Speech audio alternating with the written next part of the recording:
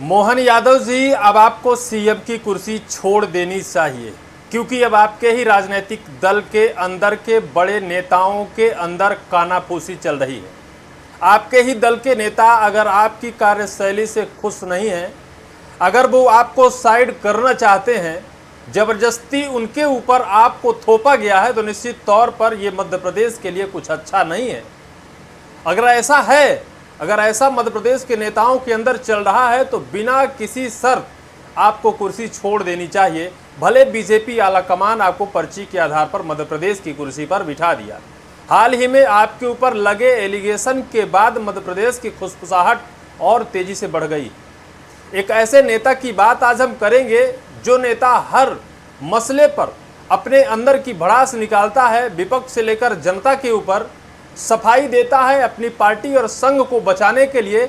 आज वही नेता एक ऐसा बयान देकर और एक ऐसा साइड से रास्ता निकालकर अपनी ही सरकार को फंसा दिया है, मानो ये कहना चाहता हो कि मोहन यादव की सरकार में जितने अधिकारी अफसर आते हैं वो सभी कहते हैं कि मैं संघ से रहा हूँ, मेरे पिताजी संघ कार्यालय जाया करते थे। कोई तो ये कह देता है कि मेरे पिताजी संघ के अध्यक्ष थे, लेकिन संघ में कोई अध्यक्ष का पद ही नहीं होता है।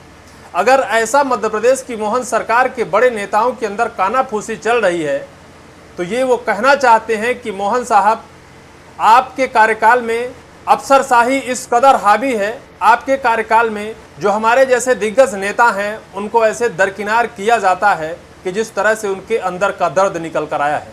हाल ही में मोहन यादव के खिलाफ जिस तरह से जमीन घोटाले के आरोप के बाद विपक्ष लगातार हमलावर है, पूरी बीजेपी को घेरता नजर आ रहा है, लेकिन बीजेपी के अंदर खुशफुसाहट तक नहीं हो रही है।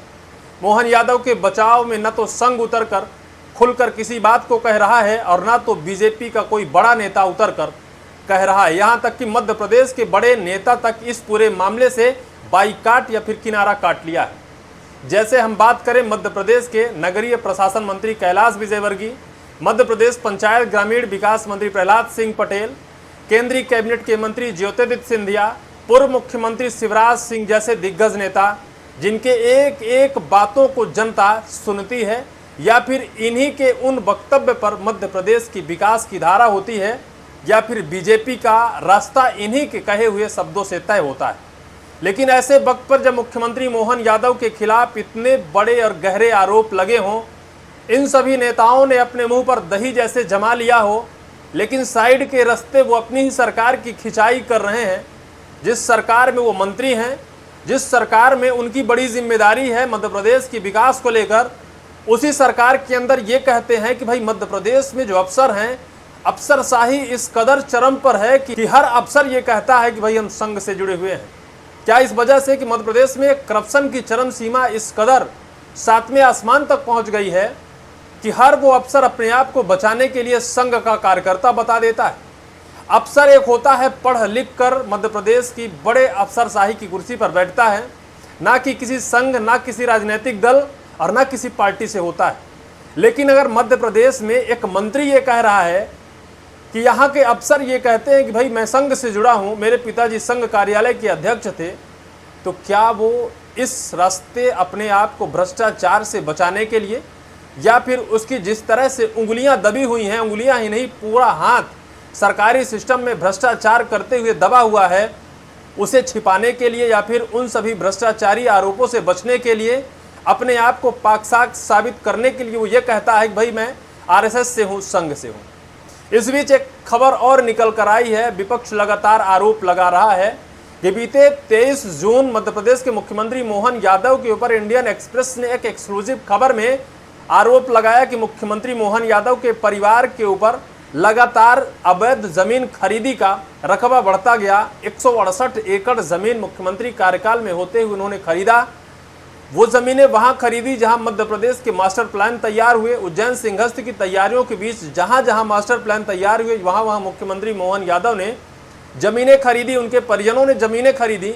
इन आरोपों के बीच जब मध्य प्रदेश के मुख्यमंत्री के ऊपर इतने गहरे और तगड़े आरोप लगे, तो सवाल तो ये खड़ा हुआ कि मध्य प्रदेश के बड़े दिग्गजों ने सफाई नहीं दी, मुख्यमंत्री के बचाव में कुछ नहीं कहा। लेकिन अब ये सवाल खड़ा हुआ है कि महज 4 से 5 दिन का वक्त बीतता जा रहा है, मुख्यमंत्री मोहन यादव भी अब छिपते छिपाते नजर आ रहे हैं। ना तो मीडिया के सामने आकर अपनी स्वतः बात रख रहे हैं और ना तो मीडिया के सामने वो जा रहे हैं। ऐसा विपक्ष आरोप लगा रहा है कि आखिर कब तक छिपोगे मध्य प्रदेश के मुख्यमंत्री मोहन यादव साहब। आप कब बताओगे कि आखिर जो आपके ऊपर आरोप लगे हैं उन आरोपों में कितनी सच्चाई है। देश का अंग्रेजी अखबार इंडियन एक्सप्रेस ने 23 जून को एक बड़ा खुलासा किया था। उसके बाद पूरे देश से प्रदेश तक इसको लेकर घमासान मचा। मध्य प्रदेश के कुछ चुनिंदा नेताओं ने इसको लेकर सफाई भी दी, मुख्यमंत्री मोहन यादव के बचाव में उतरे। लेकिन इसके बाद जब मुख्यमंत्री साहब ने अपना बचाव के लिए बाहर नहीं आए, बड़े नेता या बीजेपी या संघ मोहन यादव के पक्ष में नहीं उतरा, अंग्रेजी अखबार इंडियन एक्सप्रेस ने इसकी पुष्टि कर दी और कह दिया कि जो भी इंडियन एक्सप्रेस के द्वारा छापी गई खबर है उस खबर में पूरी की पूरी तथ्य है या फिर झूठी खबर नहीं है। उसने उस खबर को दोहरा दिया। जो नेताओं ने कहा उन बातों को झुठलाते हुए इंडियन एक्सप्रेस ने बाकायदा यह दावा किया कि जितनी दावा भरी सच्चाई लाई गई है, जो खबरें छापी गई हैं, उन खबरों में पूरा दम है। इसके बाद भी ना बीजेपी ने इसको लेकर कोई सफाई दी, ना मुख्यमंत्री साहब ने इसको लेकर कोई सफाई दी। अब हालात ये है कि मुख्यमंत्री मोहन यादव मीडिया से बचते नजर आते हैं, जनता के पास जाते तो हैं लेकिन मीडिया को कोई ना तो स्टेटमेंट देते हैं, ना मीडिया के सामने जाकर अपने पक्ष में कोई बात कर रहे हैं। अब बीच में एक खबर जबरदस्त निकल कर आई है कि क्या मध्य प्रदेश के मुख्यमंत्री मोहन यादव की कुर्सी बीजेपी आला कमान छीन लेगा, क्योंकि इस कतार में कुछ ऐसे नेता हैं जिन नेताओं के मुंह में दही जमी है। ऐसा कहा जा रहा है कि ये नेता मुख्यमंत्री की रेस पर लगातार दौड़ रहे हैं, क्योंकि मुख्यमंत्री मोहन यादव के ऊपर पहले ही कार्यकाल में पर्ची के आधार पर वो सीएम बने थे और पहला ही कार्यकाल ऐसा रहा कि इतने गंभीर आरोप लगे कि बीजेपी इस पर सन्नाटा छा गई। बीजेपी के अंदर कुछ सफाई देने को बचा नहीं, चारों तरफ से बीजेपी घिर गई। हालांकि ये सच है या झूठ, अब तक इसको लेकर ना बीजेपी के द्वारा कोई जांच एजेंसी गठित की गई है, ना मुख्यमंत्री ने अपने दस्तावेज जनता के सामने रखे, मीडिया के सामने रखे। सच है या झूठ है, इंडियन एक्सप्रेस ने दावा तो किया है, लेकिन अभी जब तक जांच नहीं होगी, जब तक खुलासा नहीं होगा, तो इसकी पुष्टि नहीं हो सकती है। लेकिन अगर पुष्टि नहीं हुई है, इसके बावजूद भी बीजेपी के अंदर सन्नाटा है, तो क्या ये मान लिया जाए कि जो दावा किया गया था वो सच है? और अगर जो दावा किया गया था वो सच है तो निश्चित तौर पर मुख्यमंत्री मोहन यादव की कुर्सी खतरे में है। आज की खबर मैं बताता हूं, मध्य प्रदेश के नगरीय प्रशासन मंत्री कैलाश विजयवर्गीय ने जो कुछ कहा है, सरकार आते ही सब अधिकारी संघ के हो गए। मंत्री विजयवर्गीय बोले, हर अधिकारी कहता है मैंने भी आरएसएस की चड्डी पहनी है। भाई कितनी अव्यवस्थित बात है कि कोई प्रशासनिक अधिकारी संविधान की उस ओहदा कुर्सी पर बैठा हो और वो ये कह दे कि मैं भी आरएसएस की चड्डी पहना हूँ, मैं भी आरएसएस का बेल्ट लगाया हूँ।